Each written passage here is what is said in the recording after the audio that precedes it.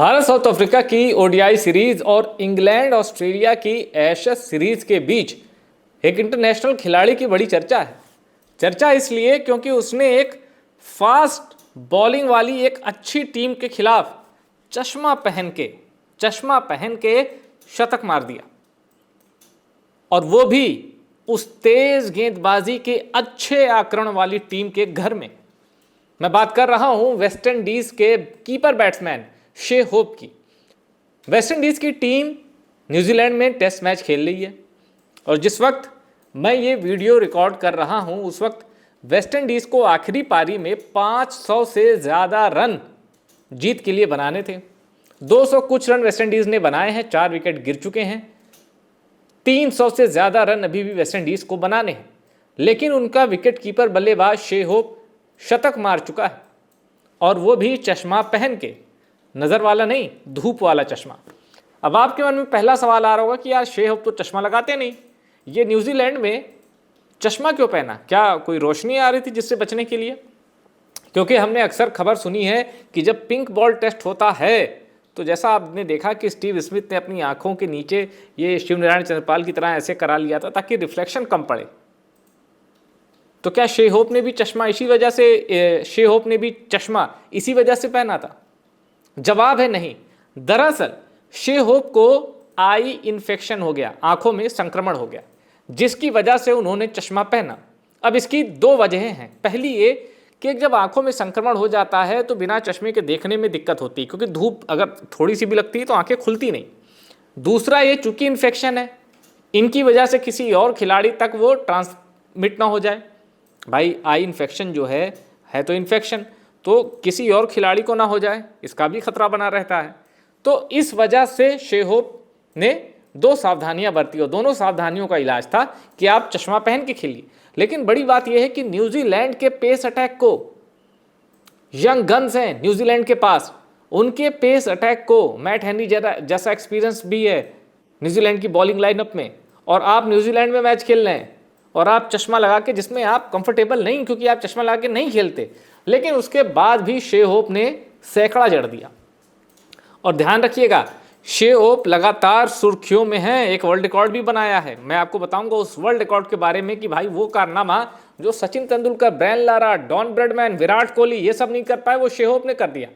शे होप का test career और T20 करियर, ये रिकॉर्ड बहुत अच्छे नहीं है, लेकिन जब आप शे होप के ओडीआई रिकॉर्ड के बारे में थोड़ा मालूमात करेंगे तो आपको पता चलेगा यार 50 का बैटिंग एवरेज, क्या खिलाड़ी है ये।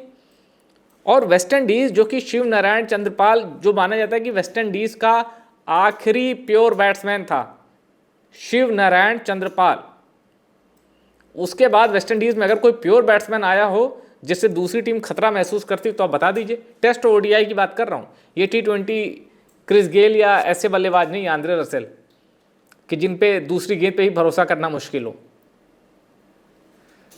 शे होप ने वो जगह भरी है, लेकिन ओडीआई के स्टैट शे होप के अच्छे हैं, टेस्ट और T20 में उनको साबित करना बाकी। अब मैं जरा आपको एक स्टैट बता देता हूं कि शे होप ने हाल ही में कौन सा वर्ल्ड रिकॉर्ड बनाया था।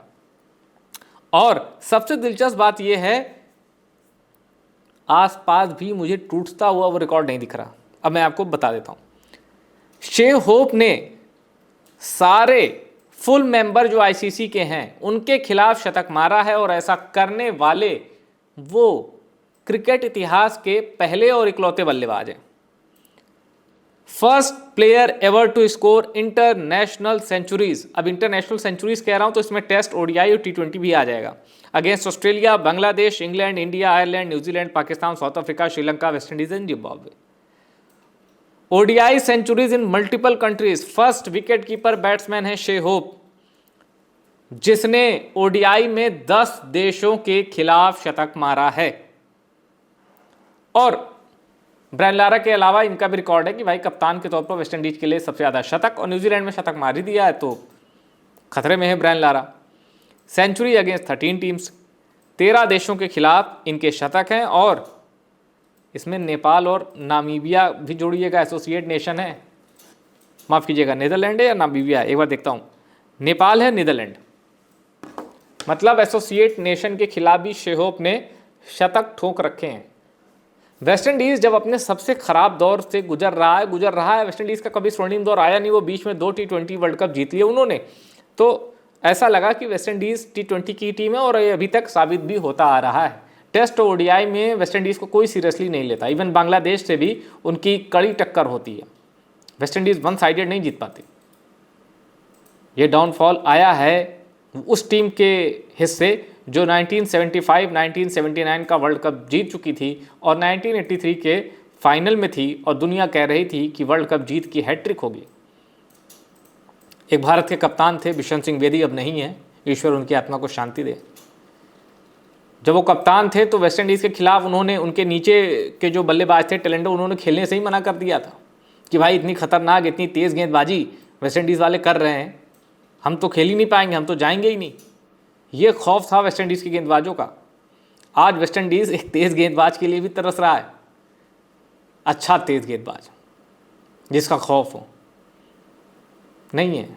क्रिकेट में ये परिवर्तन बड़ा जल्दी आ गया। 90s में इसका डिक्लाइन शुरू हुआ वेस्ट इंडीज़ का, और ब्रायन लारा के बाद खराब होते गए। हाँ, T20 में वेस्ट इंडीज़ ने खुद को नए सिरे से इस्टेब्लिश किया, वेस्ट इंडीज़ के क्रिकेटर्स ने धूम मचा दी। आपको याद होगा कि जब T20 नया नया आया तो पाकिस्तान की टीम बड़ी अच्छी मानी जाती थी और पहले T20 के फाइनल में भी पहुंचे, फिर कुछ ही सालों में T20 चैंपियन भी बन गए। पर वेस्ट इंडीज़ ने जो डंका पीटा है, ऐसे ऐसे खिलाड़ी प्रोड्यूस किए हैं, इवन डैरेन सैमी तक मैच विनर बन के उभरे। आंद्रे रसेल उनके पास, क्रिस गेल उनके पास, लिंडन सिमंस जिन्होंने हमें वर्ल्ड कप हराया, याद है ना आपको, सेमीफाइनल लिंडन सिमंस ने क्या पिटाई की थी और मैच जिताने के बाद कहा था मैं एक घमंडी खिलाड़ी को कुछ दिखाना चाहता था, उनका इशारा विराट कोहली का था। अब ये लिंडन सिमंस की लैंग्वेज थी, ये मेरी लैंग्वेज नहीं है। खैर, मार्लन सैमुअल्स श्रीलंका के खिलाफ T20 फाइनल जिन्होंने जिताया, अब Dwayne Bravo, Kieron Pollard, Sunil Narine, इनकी गिनती करेंगे तो बड़ी लंबी लिस्ट है। जेसन होल्डर, कार्लोस ब्रैथवेट, एक ओवर में 19 रन चाहिए तो 4 छक्के लगातार लगा दिए बेन स्टोक्स को। तो T20 में तो अपनी लेगेसी, अपनी ब्रांडिंग वेस्ट इंडीज़ ने की है, लेकिन ओडीआई और टेस्ट में बड़ा स्ट्रगल किया है और स्ट्रगल के इस फेज़ में शे होप वेस्ट इंडीज़ की एक बहुत बड़ी उम्मीद बनकर सामने आए हैं। इस खिलाड़ी को सलाम है टॉप सीक्रेट स्पोर्ट्स की टीम से। वीडियो पसंद आए इसको शेयर करिएगा। शे होप को आप कैसा बल्लेबाज मानते हैं ये भी कमेंट करके ज़रूर बताइएगा।